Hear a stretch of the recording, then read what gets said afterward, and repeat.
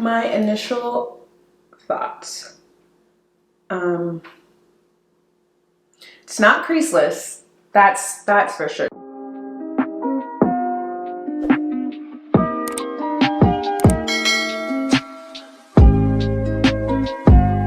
Hey, what's up guys? Welcome back to my channel. My name is Jasmine if you're new here, and in today's video, we are going to be doing a product review of the Fenty Pro Filt'r Soft Matte Powder Foundation, hence the bare face. Anyways, I've heard so much about this product and I wanted to try it out for myself, so might as well test it out on my channel.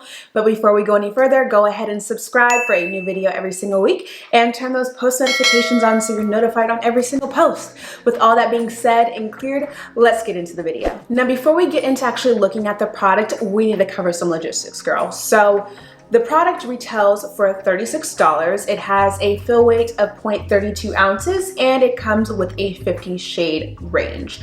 So when we're comparing it to the original liquid formula foundation, obviously the biggest difference is the formula itself as well as the fill rate, but the retail price and the shade range is the same, which is amazing because many of us came to love Fenty as a brand that was inclusive and it had tons of variety, and the fact that they're translating that over to their powders, which it's difficult to find the same shade range, is amazing. It's like chef's kiss. But we want to go ahead and cover some of the claims because that's why we're here. We want to know if the product's going to do what it says it's going to do. So according to the Fenty website, this product is Longwear, light as air, no flashback. So we're not going to have any flashback Mary over here.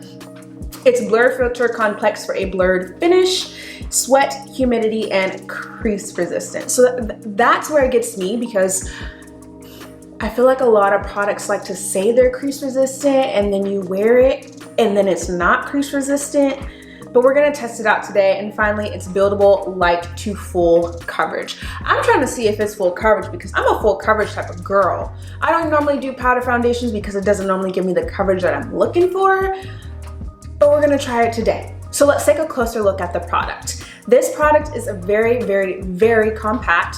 So it does have the traditional Fenty white with the traditional Fenty writing on the front. I wish I can show you guys. I have to figure out my lighting situation. We'll get it together.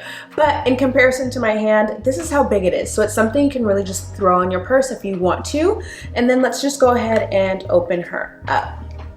So you do have your mirror, of course, as well as your product here, and then you do have the Fenty logo stamped into the product, and finally a second mirror with a sponge applicator. I purchased this product in a shade 330, which is medium with warm golden undertones. I purchased it at Sephora, and if you've been to Sephora since COVID and everything, their shade matching can be a little off, so we're actually going to find out together if this is my winter shade.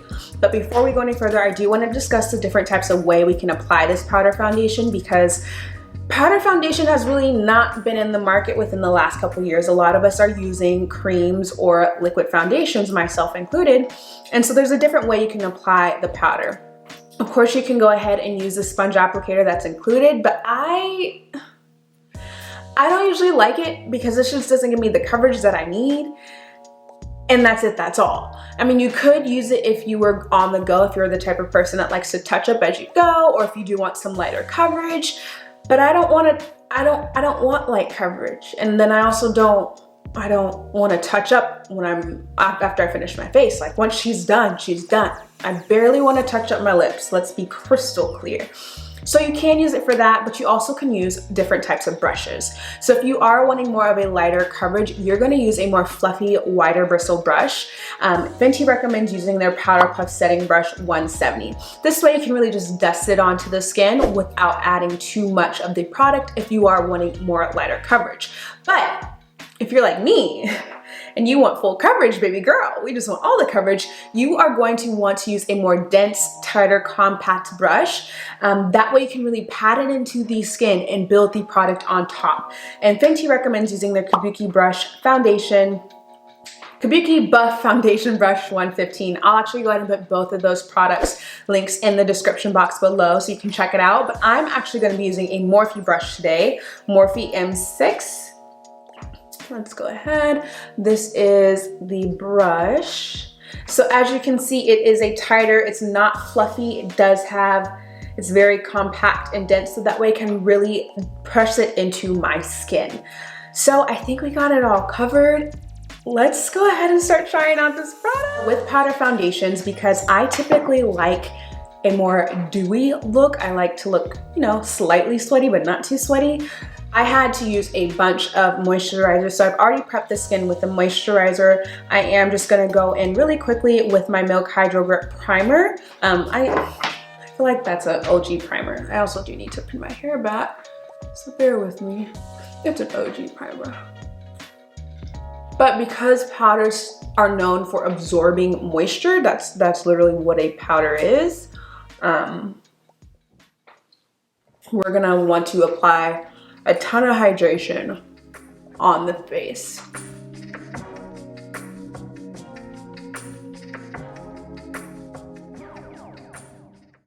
Okay, hair is pinned back.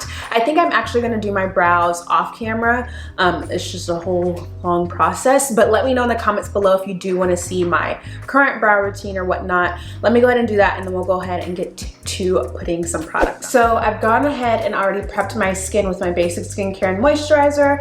I've added my primer and I have done my brows. Now it's time to get into actually applying product. So a general rule of thumb when applying powders, whether it's bronzers, foundations, no matter what it is, you want to apply your liquids and your creams before you apply your powders. So that includes your highlights, your contours, your color corrections, whatever liquids or creams you're gonna use, you want to do that before your powder. So right now I'm actually gonna go ahead and I'm going to go ahead and do my highlight and contour before I add my powder. For my highlight, this might as well just be like a Fenty whole video, but for my highlight, I'm actually using the Fenty Beauty Concealer in shade 350. And we're just gonna go ahead and apply our highlight as we normally, well, maybe not as we normally do, because one thing to keep in mind is normally this product goes on top of the foundation that you've already laid down. But right now we're putting it underneath. So I like to typically apply more product to ensure that my highlight is actually popping than I normally would. I look real crazy right now. Real crazy. So we're just gonna put our highlight where we normally put it, right? And then if you have to color correct, this would be the part where you color correct. I don't normally color correct. I don't know why, I just don't. This looks like so much product right now, but remember we are using a powder that typically isn't as full coverage as a liquid or a cream, and the powder's going on top. Right now I'm actually gonna go in with my contour, which is Fenty Stick in the shade Espresso. And so we're just gonna once again put that where we normally put our contour.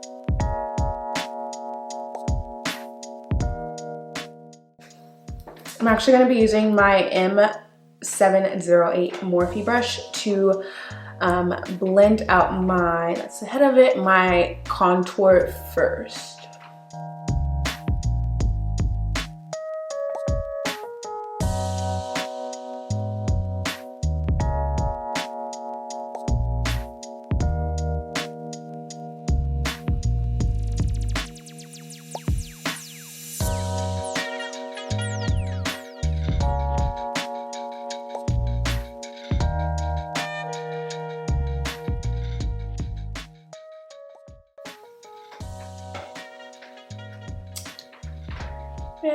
And then I'm going to actually go in with my Milk Sephora flathead brush like this and blend out my highlight.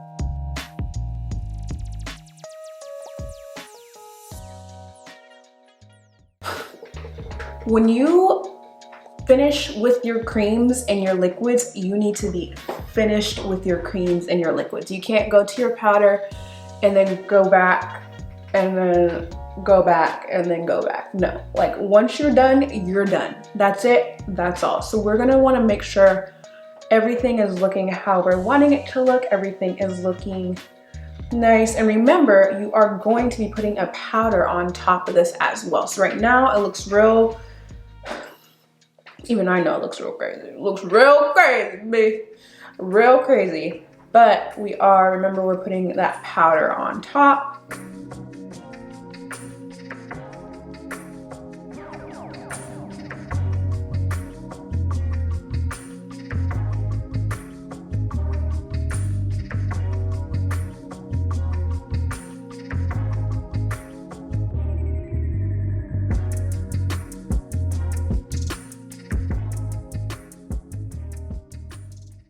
Okay, so for right now it's done, but we are gonna go ahead and add our powder. So once again, this is shade 330. It is a medium with warm golden undertones, and I'm using my Morphe in a 6 brush. Let's kind of talk about some of the pros and cons of this product. Right now I'm actually just tapping it in there. Tapping it in there, giving it a good tap because we want some full coverage, and begin applying it.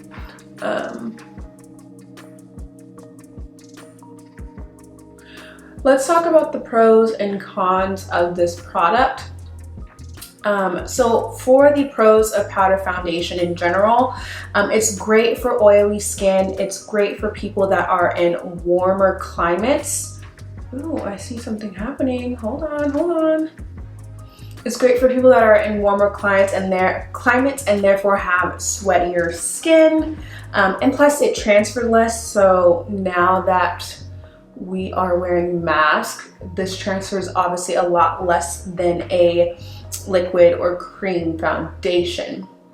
Now, the cons for me is I live in a colder climate and I typically have drier skin.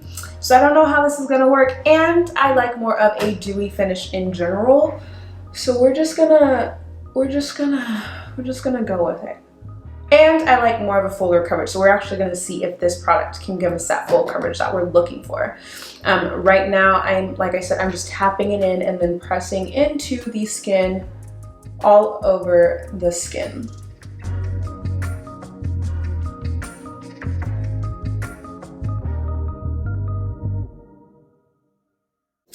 So, my initial thoughts. It's not creaseless, that's for sure. It's definitely like creasing under my under eyes. I'm not sure if that's because the concealer I use, which was also a Fenty concealer, or if it was the soft matte foundation, but it is creasing under my eyes. I'm trying to build it up. I guess I could have color correct it. Normally I don't. Typically I have like a scar here, and then I have some scarring on top of my lip, but it's not normally too crazy. I can usually cover it with a liquid formula, so I'm just reapplying the product to those areas.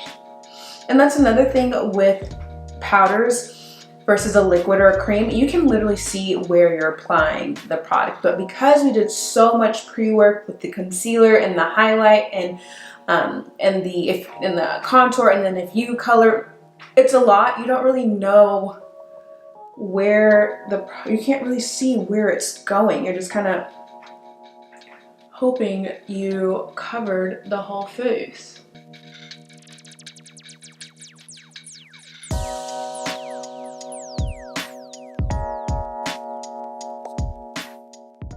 I think I used half of the compact. No, I'm kidding. I think I've got it nice and evenly distributed.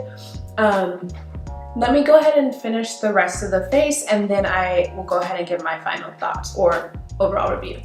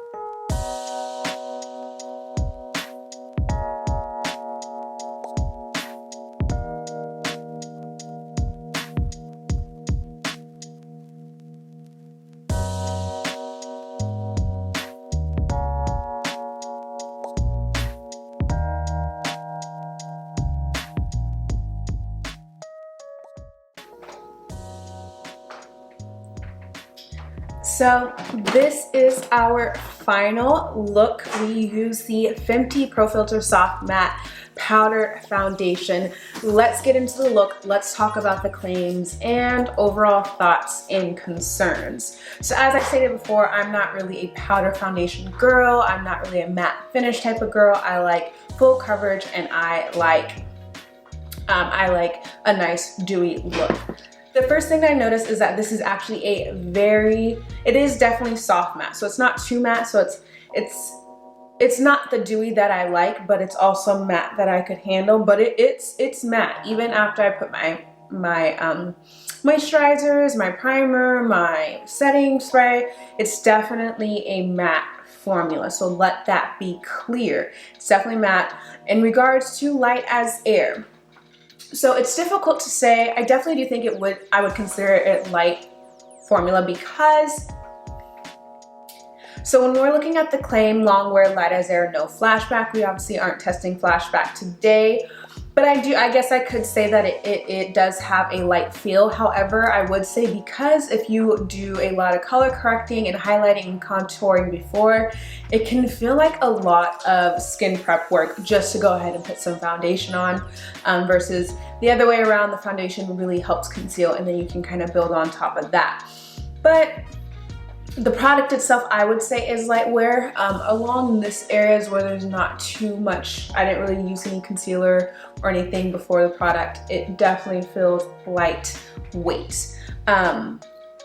Blurring definitely blurs. One of my concerns though while I was applying the product was I was seeing that there was like gapping underneath my under eyes, if that makes sense. So there would be the color and then it just wasn't even. So I assumed it was because maybe the brush I was using, I was dabbing back and forth too many times.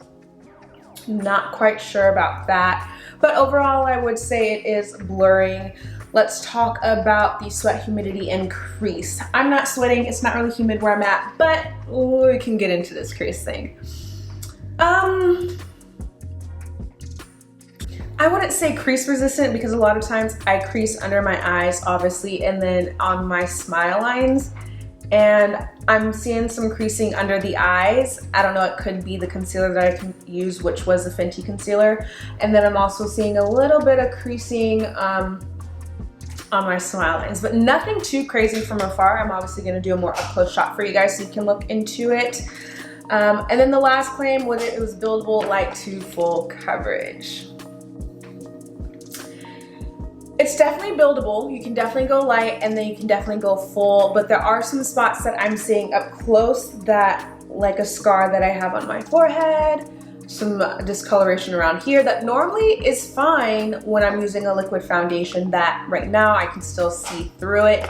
And I felt like I applied half the compact on there, so I did do as much as I possibly could with applying that product. It could also just be going in next time to color correct while I'm highlighting and contouring. But overall, this product, I would say I would definitely keep it. I don't think I would use it for a full coverage look if I was wanting to do a full face. Maybe if it was like an everyday wear, something light. Granted, I do feel like I have tons of makeup on because I did have to do a lot of prep work for this product. But it's cute. It's definitely cute. I do want to see how it holds up on a wear test, so I will potentially wear it one day and then see what it looks like. But I think I covered everything. Overall, I like the product. I think I'm going to keep it. I do actually really kind of like the shade, and it's a nice product. It's something that I could definitely use within my collection. So I think that's all I have for this product. I believe I covered everything, but definitely let me know in the comments below if you have any questions or concerns or anything so we can chat about it.